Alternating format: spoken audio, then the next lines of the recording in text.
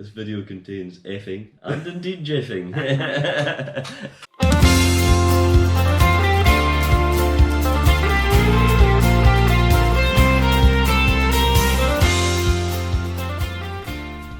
Welcome, folks, to the third podcast of Off Key, where today we have the Torridon boys, Kenny Lyle, myself, Kenny Smith, and the legend that is Norman MacLean of Scooty The Skyhooks fame, and also of one of the biggest bands to hit the North, BIRO.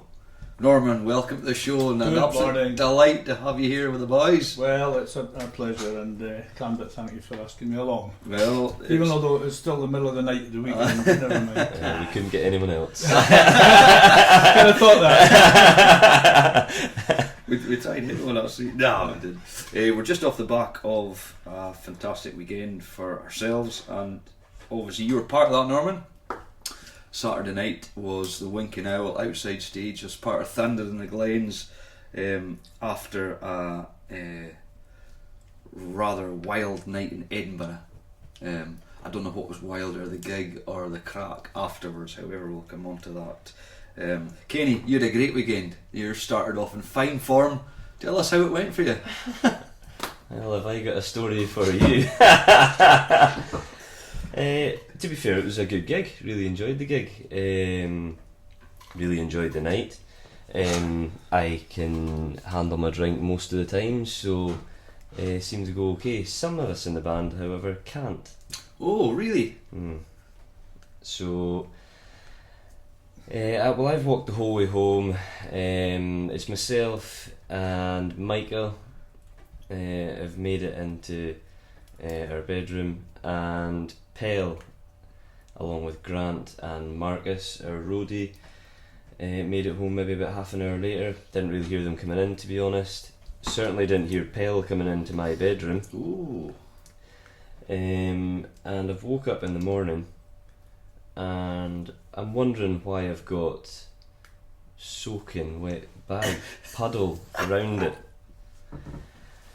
But yet Pell's clothes bone dry on top of my bag. Oh no. Sounds a bit dodgy. Sounds dodgy right away. Well, there was no water to be seen anywhere, no cups of water. There was Coke, it wasn't sticky. I think we all know what I'm going at here. Oh, Pell has come in the middle of the night and pissed all over my bag. I thought the wardrobe was the usual one for that when you're in that kind of state, but hey ho, someone's bag, I suppose. I've been warned by Mark Clement, our sound guy, to put my hold all on top of the wardrobe in future, because this seems to be a common theme in bands, but I've never seen this happening before. And so I spent 2 hours the next day, along with Michael McMillan, in the laundrette. Superb, and hence why we were late in leaving Edinburgh to get up the road.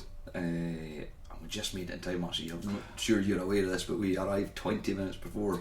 Well, there was someone mentioned something that I think it was Ali, the sound guy, said that's Torridon just left Edinburgh. 2 hours to be here, and he's kind of starting. I said, it's alright, I'm sure they'll be here, but yeah, there was got a couple of messages of Ollie. How are you getting on? You wouldn't we'll just leave that. You wouldn't have had me there with pish stained clothes though, surely. That would never have done. No, that's not rock and roll at all, is it? No. Michael actually took it to the first place, and he started horsing out everything because he went first. I was having a shower. He says, "I'll take your bag to the laundrette," and he took it to the first place and he horsed it all out on the floor like that. And the woman went, what are you doing? Oh, I'm just going to get this washed. He said, we can do it for next week. No, I'm needing this today, like that. Oh no, you're going to have to go. Oh god. He had to put it all back in the bag and go and find another laundrette.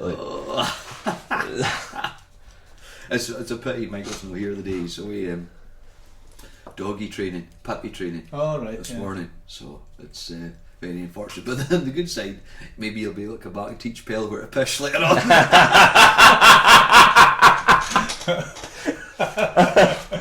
I was looking for a place to iron my clothes after it as well, and I asked the woman in the place, and she was going, Johnson's, they do an ironing service, I'm sure, don't they? And the woman went, no, but there is a place. If you go right to the end of Leith Walk, you turn left and take an immediate right, there's a place in there. I went, oh, brand new. It's not open today, right enough. But thanks. That's happened to you. Thanks very much. So Norman, Thunder In The Glens, you put all the bands on the Winking Isle all weekend, is that right? All weekend, yes. It's from Friday through till Sunday, and yeah, this year was brilliant, absolutely brilliant. We were lucky with the weather as well. It was nice and warm on Friday, and Saturday and Sunday was absolutely scorching. So, and everything about the lineup just worked this year. It kept the crowd. There wasn't so many people coming and going. So, yeah, big success. Chuffed to bits for everyone. So, absolutely. Yeah. How many people does that car park hold?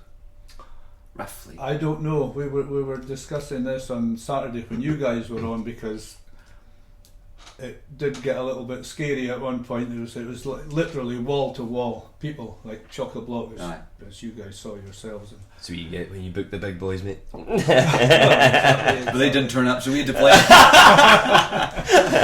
But I don't know. I would guess maybe 1,500 people, something like that. Was it? I really. Well, that's just a guess. Yeah. I don't know. It's hard. It's hard on stage. You know, as the night falls and the lights are on you, you literally can't see. You can't see 3 rows past the front. I have to say it's been my favourite gig of the year so far. That's what I said. So, oh well, that's good. That's good to hear. Honestly, every year we love it, but just gets this better, year's got better again. I think we've had some great gigs that we played this year, but that was my favourite. I think most I've enjoyed it. Good to hear. Yeah. Even in the daytime, I couldn't see past the front row because I had big Matthew Turbot right in my face the whole time. Did you see him? That fella? Yeah.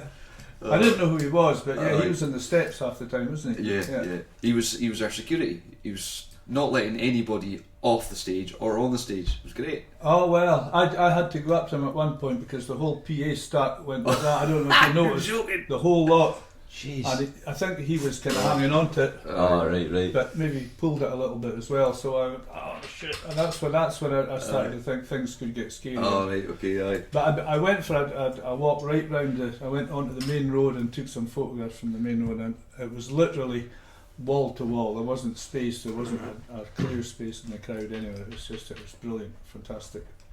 And even with that crowd, you're going off the front of the stage right into taking your stuff off, getting your stuff on. We were talking about this before. It's such a tight turnaround, half an hour to get a band off, another band on, line checked and go. How on earth do you do it? Well, I think it's just making everyone aware or letting the bands know, listen, we've only got half an hour. If you can be ready with your gear just at the side of the stage, as soon as the band, before you finish, just pile on and get things going as quick. And I mean, everyone knows the score. It's worked. There's no one been sort of faffing about or delays or been late. Everyone's kind of screwed in that and been really great and got their gear away quickly and everything. So that's just worked. It's been 5-10 minutes, maybe up to 15 minutes, kind of overrun at some points, but. No, it's just everyone understanding the situation. It's all it is. I suppose it helps having a good kit on stage because everyone's happy to play it. You know, drum kit, because to be fair, you guys take the most time to get set up because you have most things to set up. So some that must help. Some of the drum kits that I've played on, and I'm sure you have as well. I mean, it's have you got a kit there? Yeah, we've got a great kit here. You turn up and you'd be as well just taking out the pots and pans, it's unbelievable. So you've always got best of gear. Well, it's as I say, I'm into my drums and doing them up and all the rest of it. So you've only got 2 or 3 drum kits, haven't you, Norm? 2 or 300. I think we're about 8 at the minute. So it's an ongoing thing. It's my wee obsession. So why not? What's the go-to kit? The go-to kit. Yeah. I've got a Yamaha Tour Custom, a maple kit, which is a fantastic kit, and it's dead light, which is a kind of plus because my back's starting to get a bit dodgy. So I think the go-to one would be the Tour Custom, the Yamaha. Right, I see. So, yeah. Class. Can't afford it myself, like, you know. I've got a little Pete Tama. Well, they're not that expensive. You can pick them up kind of second hand for a good price, and they're just an intermediate kit. They're not a top end kit. They're not a budget Beautiful kit. sound. Put a decent set of heads and get them tuned up, and they sound up there with DWs or whatever else. Yeah. Class.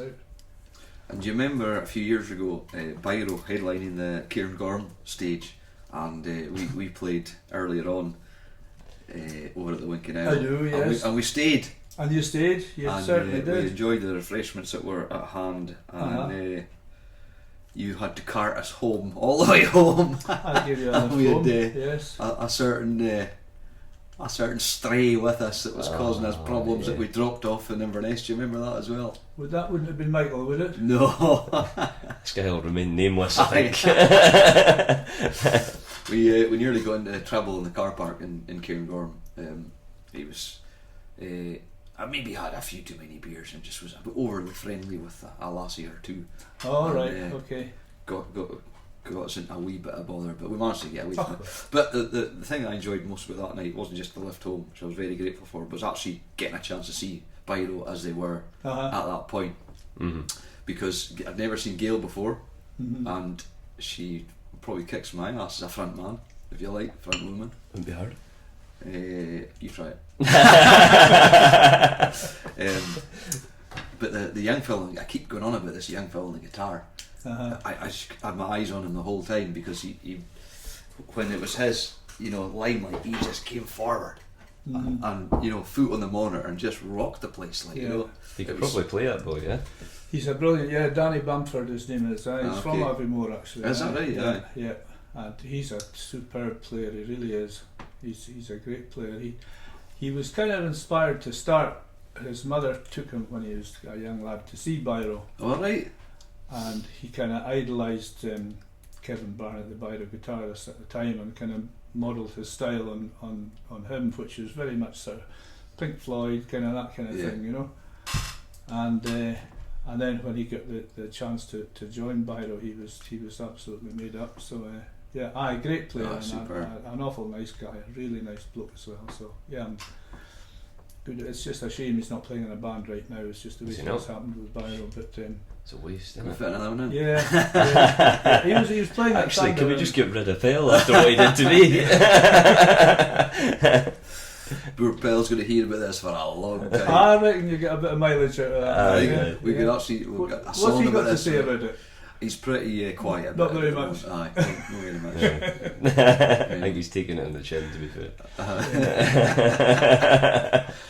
I would say it was a good job that Kenny's hold-all was waterproof. She's kept all the piss in. Otherwise, you might have done a bill at the hotel. The North Face bag.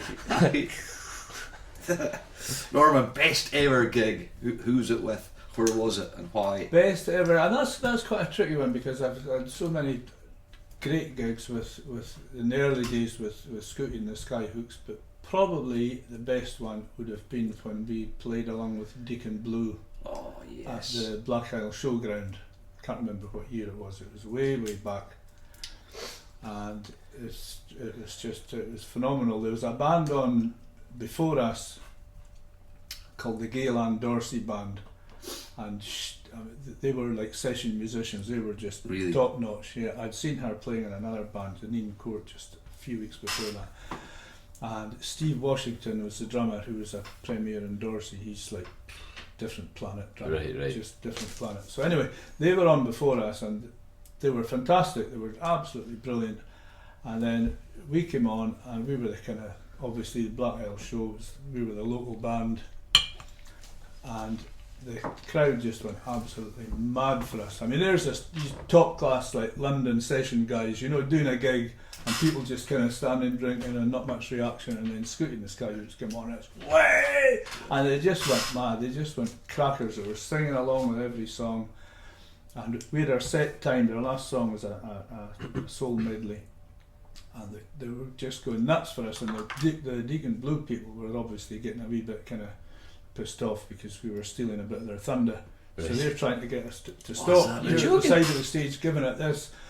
And we're going, there's no way we're cutting this medley short. And we carried on, and there's a huge cheer at the end of it, and that was probably the most enjoyable gig ever. That was, I mean, I'm not sure how many people were there. Someone said there was around about 7,000. Wow, that's mental. That was just That's what a brilliant. buzz. Well, I just come off there, I was just bursting, and after being so nervous, and then just it going so well, and the crowd going mad. But I had loads and loads of absolutely great gigs with Scooty and the Skyhooks, and the Skyhooks. That's where we were after that. So, but yeah, that was probably the best one, I think. Yeah. And do you think the Black Isle show will come back? Obviously, Belladam's moved a week forward. It's sold out like that, and I really think a lot of folk who are working at the Black Isle show and working at the Moy Games are actually now got an opportunity to do both. Do you think now those who would not go to the Black Isle show because Bella's on will go? I think it'll get more popular, certainly, because they're not going to be clashing. But I doubt if it'll ever get to where it was years ago when they built it up to when they were getting big bands and all that kind of thing. But I mean, I hope it does. It was a great night as well. The Black Isle show dance was always a big night. It was great crack. So there's no reason why it can't, because you've got the space, you've got the all the facilities there. You just need the right band to kick it off, don't you? You need the right big name, and I wouldn't be surprised if it doesn't happen next year. It'll happen the year after. I wouldn't be surprised, because there's names like Nathan Carter's Saw Doctors getting banded about just now. Bands like that would be absolutely perfect. Absolutely. You would go to see the band. It doesn't matter if it's a Black Isle show or not. I'm going to see the Saw Doctors. Yeah. Right then, any funny stories? We love funny stories. Like, we've got loads of them. Like, but you must have some, hopefully involving Scooty himself, so we can get a right laugh with him. Oh no, you put me on the spot. I wouldn't like to come out with funny stories involving anyone's names and dropping anyone on the show. Well, I'm gonna.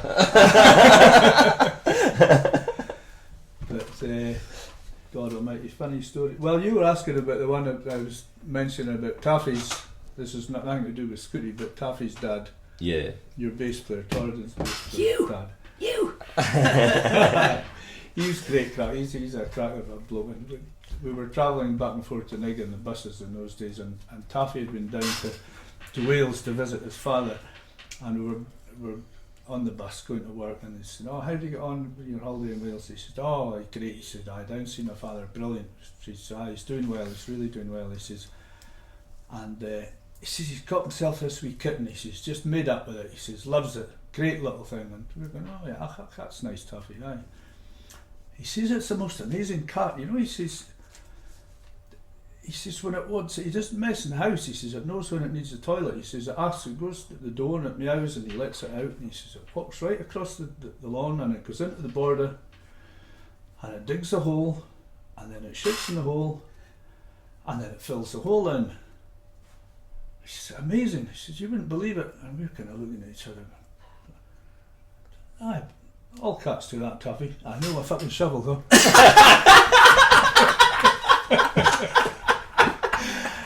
You little swine, you got the lot of us, we're all like this.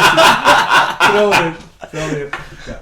We had some crap and the buses. I'm going back and forth to Nigg and whatnot, and I think the best crap was from a lot of the Glasgow. In fact, there's one story which is true. This is with a bunch of guys I was working with, and most of them were from Port Glasgow and Govan, because they were shipyard guys and come up to work at Nigg in the oil industry and whatnot. And it wasn't even Port Glasgow, it was the port. Where are you from? The port. Right. They were kind of, not hardcore guys, but they were. But anyway, we were working a load of them, and there was about 6 guys from the north, 6 Highlanders, and these guys used to get a long weekend every 4 weeks, so they would go down and take the Monday off. But this particular weekend, this guy Eddie Docherty, his name was, he was the most miserable bastard you came across. He was just so tight. He came back to work on the Monday instead of having his long weekend. That's how tight he was. And there was another guy, this guy called Rob Dixon. So when it came to lunchtime at work on the Monday, I mean, the 6 of us used to sit together, and all the Ouijas used to sit together. But they came and sat with us at the lunch table. So she said, how do you get on, Eddie? Did you have a good weekend? And I said, it wasn't great. I ripped my motor off on the way down the road on Friday, my brand new Datsun. I ripped it off, I said, what's happened, Eddie? She said, it's going down past that Glencoe, and he says, a big deer jumped out of the side of the road and right into my motor. Ripped my motor off.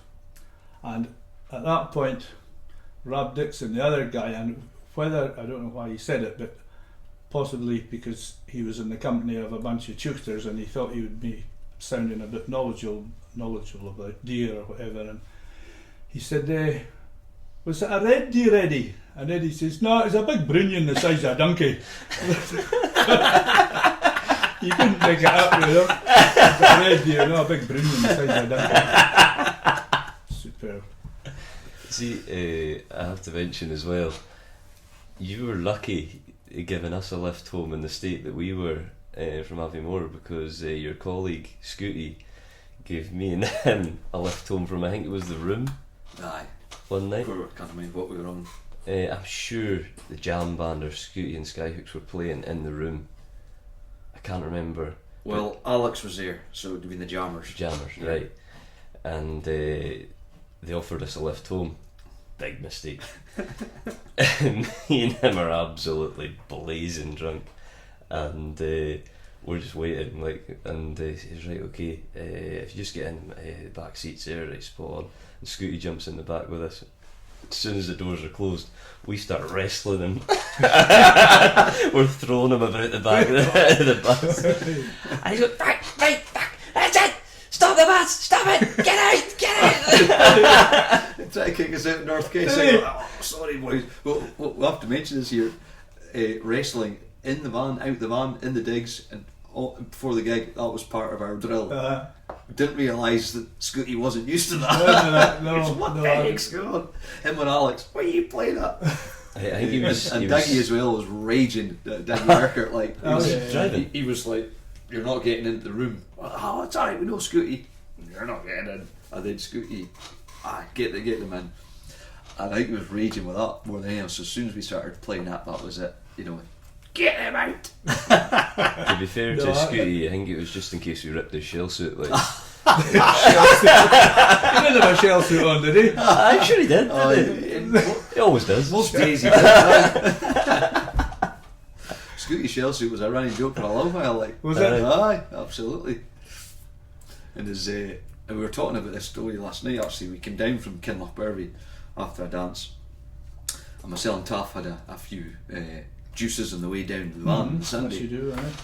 And it was at the time when Scooty had he was getting everyone come round on a Sunday afternoon for a few beers at his wee kind of pool house, Yeah.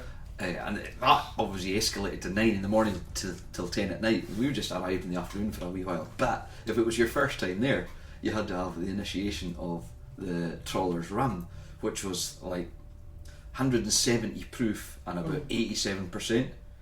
So of course, and I rock with Taffy. Oh, I heard there's an initiation. Bring it on. So I think it was the mole that poured it. That looks fine. Whack. Oh, and you felt it burn every inch of your body, not just your throat and your stomach. Right down. Burnt your balls and everything. So within about 20 minutes, I went from being chirpy and mainstay of the party to rubbered. And my phone had run out, so I ran out of battery. So I was saying to Taffy, right, you'll need to phone Linda to get me picked up. There's an idea. So right, okay, that was arranged. You get picked up at 4:45 in the afternoon, right? Yes, that sounds brilliant. So at 20 to 5, I'd come back in from being out of the toilet, let's say, and Taffy says, bad news. What's that? Linda's just phoned to say it's actually going to be 5 o'clock, and he says, the look of devastation on my face. I was like, oh no! I was going rapidly downhill. That extra 15 minutes was going to ruin me, which it did. And that's where I met Richard Shima. I think that's where Taffy's going today. Was I think so. Card party, actually. Card party. Aye. I think poker night is what they call it. Poker night, that could have all sorts of Poker connotations. him, mate. Poke who? Poker night. I actually met Scooty for the very first time over in Tenerife, and we were like, my wife and his Jane are very close, and by talking it transpired we were going to be in Tenerife at the same time back in 2008. So it was quite funny, like we arranged to meet the second day we were there about 10 o'clock in the morning. So we're walking down the main street and you just see this white haired guy like that checking me out, the only Peely Wally guy up the other end of the street. We're both, that's got to be him there, surely. So we keep, how you doing now? Pint? Oh, absolutely. So we went to the closest bar and it was €1 a beer. So you can imagine what happened all day. We went home with Santa hats, but it was Christmas time. Santa hats, bunny ears, you know, Del Boy watches. We had a lot because we couldn't spend our money. It was so cheap. And it was that trip that he said. I said to him, "Look, I'm looking for a bass player. Do you know anyone?" "I know the very man." But he wasn't available, so we got Taffy instead.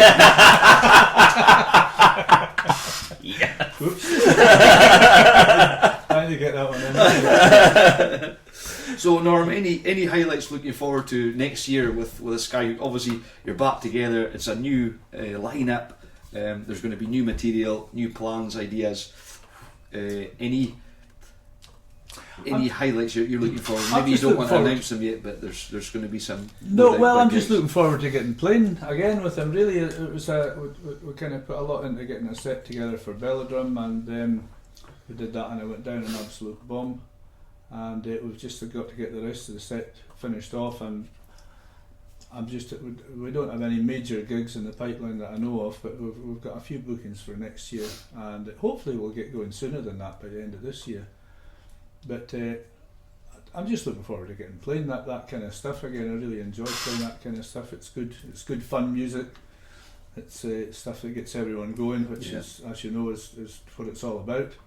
So no, I'm just looking forward to getting playing again. I'm enjoying the crap with the boys again. It's been a while. So, but you're obviously still really busy with Rant. You guys are playing heavily around the Highlands. Your world tour around the Highlands. You say it yourself. The continuous world tour. I know Dino likes that wee bit of advertising, doesn't he?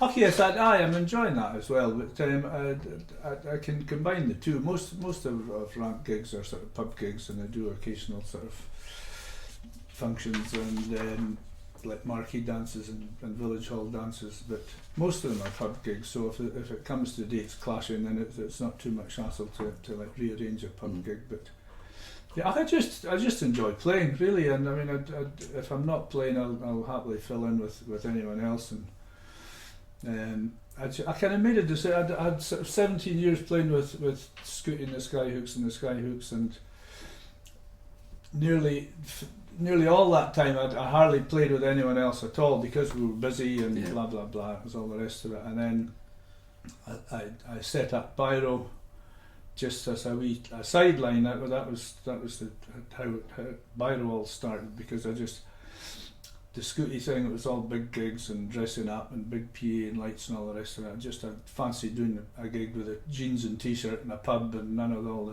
the production stuff. So I'm playing the sort of music that I enjoyed listening to myself, so which is a kind of rockier stuff. So I set up BIRO to do that, and then just the way things happened, Skyhooks kind of things changed and they split up, and then the kind of BIRO took over, and then the next thing you know, the PA's getting bigger, blah blah blah, and BIRO was the thing. So it was about 17 years of BIRO as well after that. So wow. I just enjoy playing, and to say I'd rather be playing than not playing.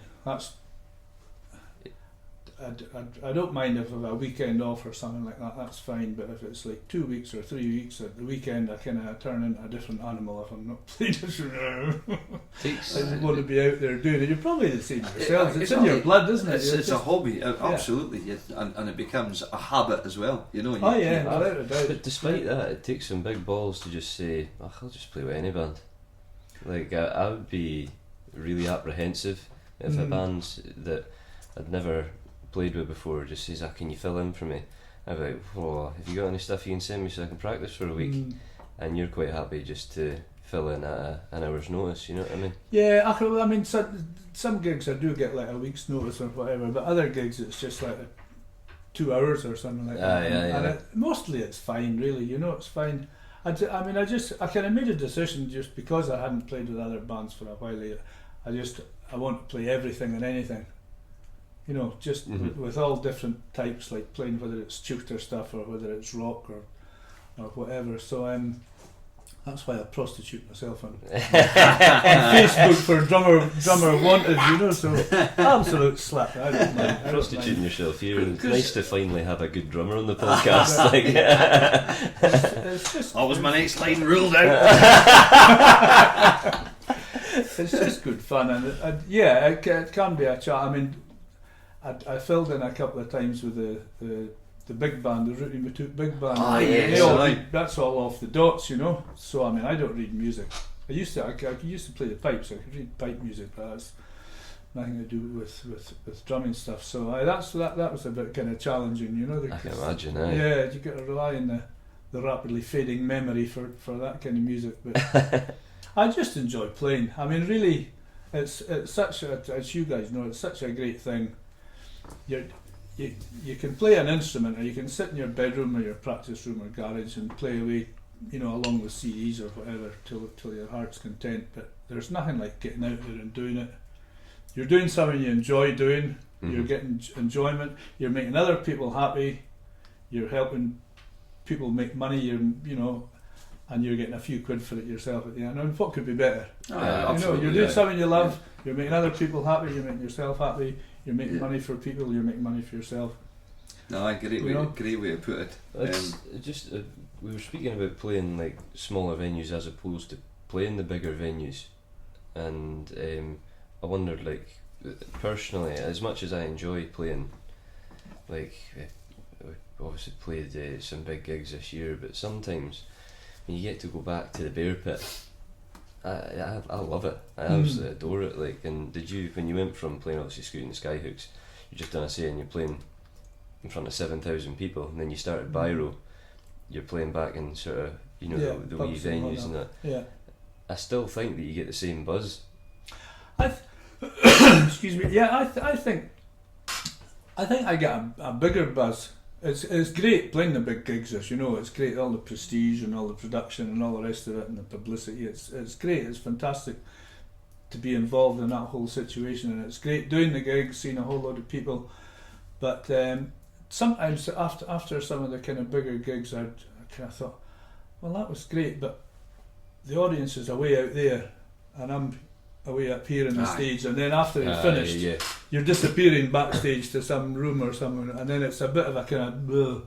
Whereas if you're in a pub, you're in front of everyone, people are in your face, and it's a great that you're right there and you're hearing all the crap and the comments going back and forth, and it's you know, it's all good fun. And then you finish the gig and you put down your instrument, your sticks or whatever, and you go and have the crap with someone that's been standing 6 feet in front of you, and that there's a much bigger buzz doing that, I would say. Yeah, but it's nice to get a balance, do a bit of both, because if you're playing pubs, you kind of always want, I wish I was doing a bigger gig, and then when you do bigger gigs, that'd be good to be the more intimate ones again. So if you got a balance, that's the ideal situation. But yeah, I know exactly what you mean about the Well, there's Stramash last weekend. What does that hold? 800 people between, or is it 600 between? I think 800 very uncomfortably. Aye.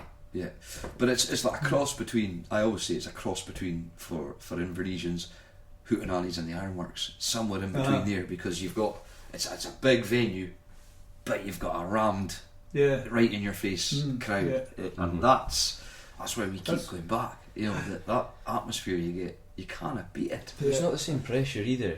like I find like you want to make sure, like when you're on that big stage, you want to save face, and you're like, oh, right, I'll make sure I've got a water beside me and that. Sometimes you just want to have a wee pint, you know, when you're playing.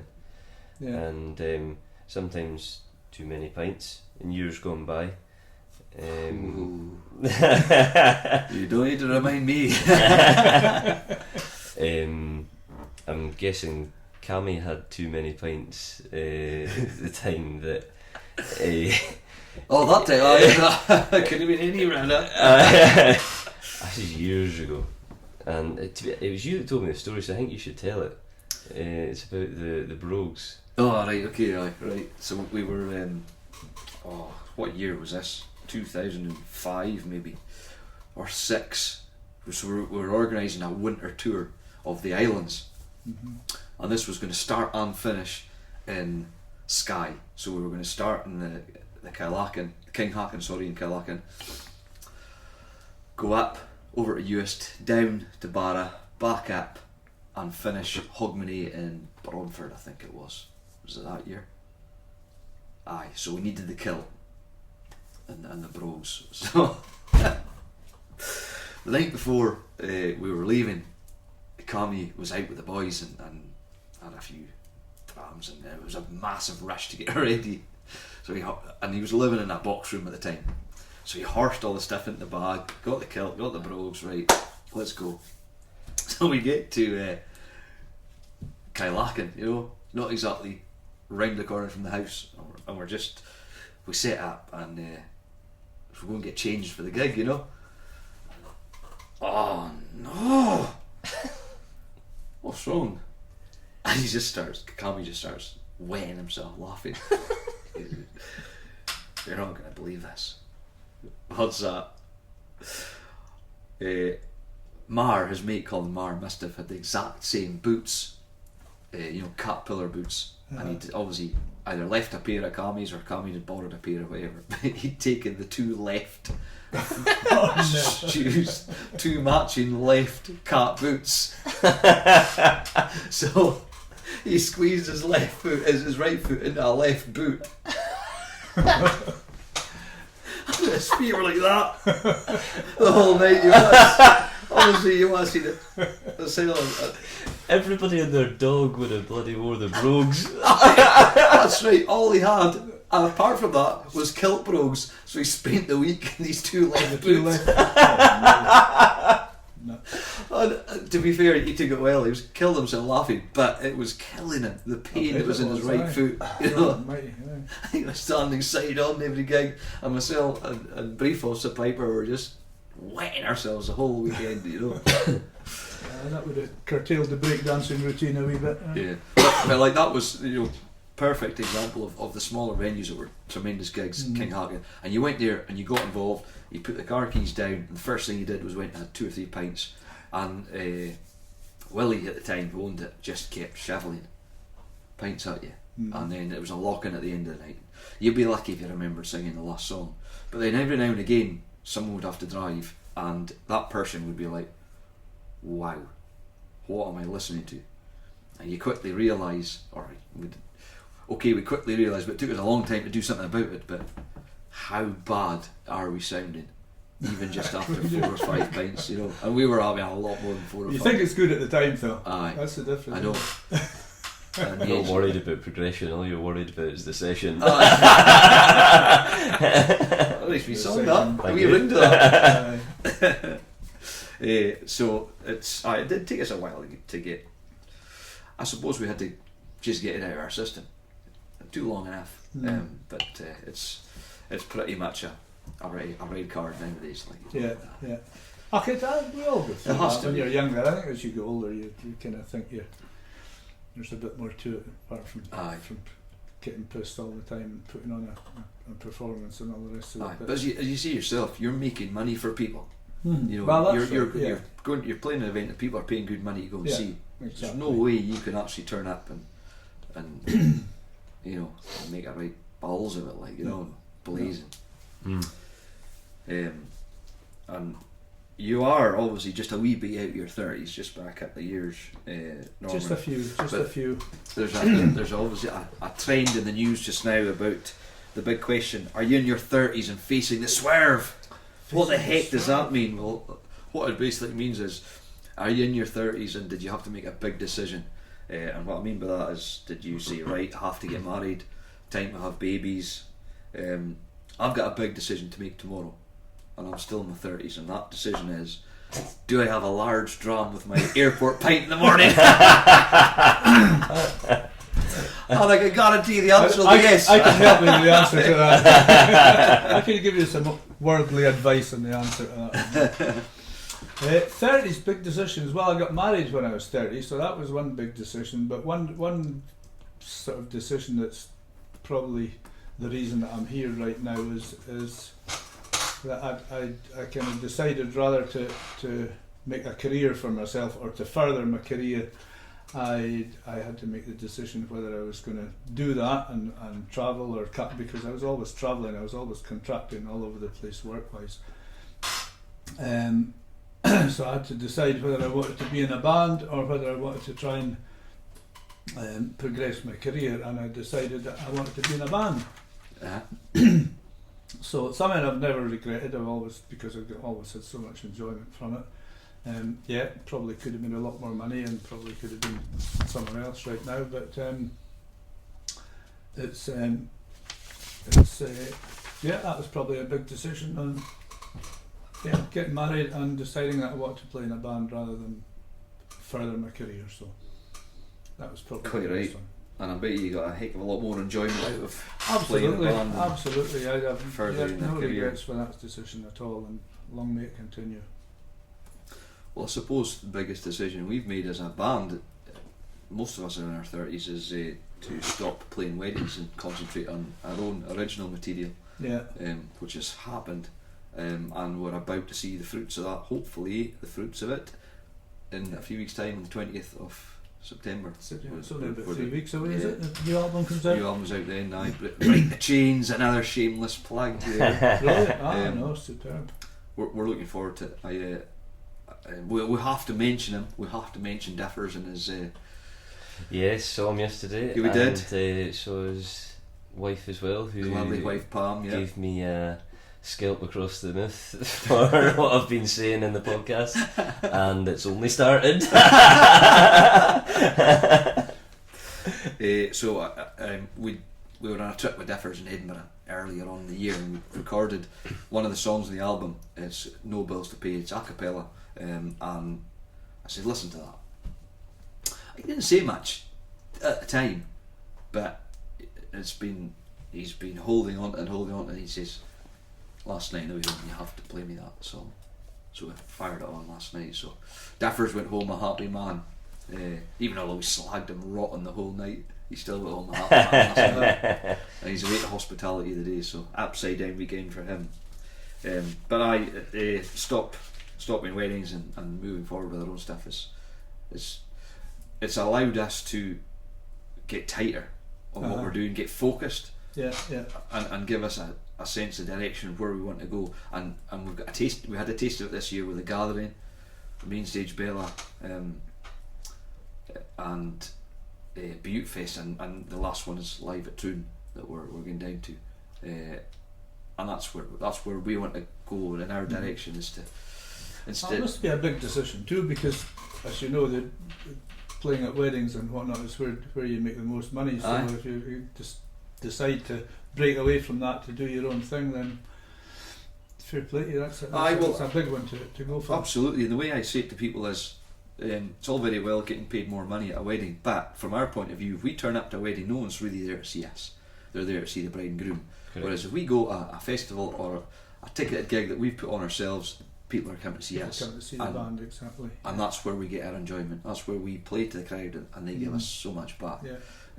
And we'll take that over any wedding fee Yeah. that comes our way, and that's just the way we've developed, really. I think more people should be like that, because there's a lot of people sitting out there that are doing weddings constantly, and they've got books of their own songs that they just don't play.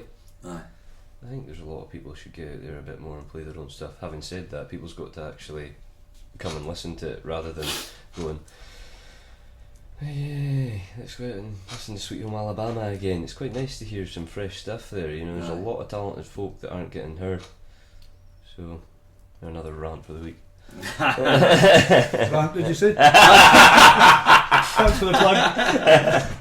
Where's the world tour kicking off? Oh. Obviously, our time's running out, but I'd like to mention my attire of the day is Sporty Spice. Obviously, celebrating the Iron Security FC title win, Wow. where we pipped ICM and Fat Rory to the title. You wouldn't believe how close this was. It's probably the closest end to season I've ever come across since like Helicopter Sunday with the Old Firm. This was literally Helicopter Tuesday. So we went in the last game and we were leading ICM by 1 goal. They were playing up in Culloden, we were down in the back. So it was basically who scored the most goals. So we were playing a team who had led the league for so long in the league called Ferrybachi, and they were playing good friends of ours, the Innis. So we're hoping they were going to do us a favour. Anyway, our game finished 6-0, and at the time I had a phone call from my mate Stevie Gray, who plays in the Shire. He runs the Innis team, and he says, this was about 5 minutes before our game finished, how are you getting on? 6-0. You could do 1 or 2 more. We are crumbling, he says. No, don't say that. It was 4-0 in their game, so right, 1 more would probably do it. We couldn't get that goal. You know, we're trying to get, come on, we need a goal, but we couldn't get it. So finished 6-0, and 4 minutes left in the other game. Phoned up. What's the score? 6-0. Oh no! So with 4 minutes, and there's Danny, our manager. Danny's at the wheel. He had the phone on loudspeaker. And Gary Miller's up at Culloden commentating, and they've now got a corner. And it went absolutely silent. Come on, Gary! He's taking the corner. And Big Ross Tokley's playing for ICM, so this makes it even sweeter that they've got a professional footballer playing for them. They still couldn't beat us. Anyway, he goes up, header, and it glances off the post and goes wide. Oh, 1 minute and a half to go. We're on the phone, so sure enough, final whistle went, and a massive party. So we got there just over the line, but By a goal. by 1 goal in the whole season. Finished same points, but fair play to ICM. They pushed it as hard as they could, and probably if it had gone to a playoff, it would have been the tightest game ever, because they were on fire towards the end of the season. We'd have still won anyway. However, we'll need to wrap this up. We started last week with mentioning an album of the week because you had the Tumbling Souls in your head. Have you got an album of the week for us this week, Mr. Lyle? I do. Yeah. Miracle Glass Company. Yes. MGC1 it's called. I've got it on vinyl. It's actually been out 2 or 3 years now. But the reason I mention it is because I believe that they're just about to release their second album. So I haven't heard. I've only heard 1 track from the second album, but the first album is fantastic. Have you heard these guys, Norm? I've heard of them, I haven't heard them, I've heard the name. The sort of most famous track seems to be Trouble, or Ah. I think it's Trouble. It's called on the sleeve, but it is fantastic. It's a proper track, and they're a proper band. Tremendous. The drummer's actually, he endorses Ludwig. Alright, yeah. And they're just I wouldn't say they're a wee band, but you know, they're certainly not, you know, radio airplay or anything like that. They're a fantastic act, and that's a great album. Yeah, superb. Ladies and gentlemen, thanks very much for listening. This is Off Key with Kenny Lyle, myself, Kenny Smith, and the absolute legend that lives, Norman MacLean. Norman, thanks very much for coming in today. Our first ever special guest on the programme, and we're delighted to have you in, and we'll see you very soon. Thanks for inviting me. It's been a pleasure and a privilege, so thank you. Great stuff. Over and out from Off Key. Cheers, guys. Cheers.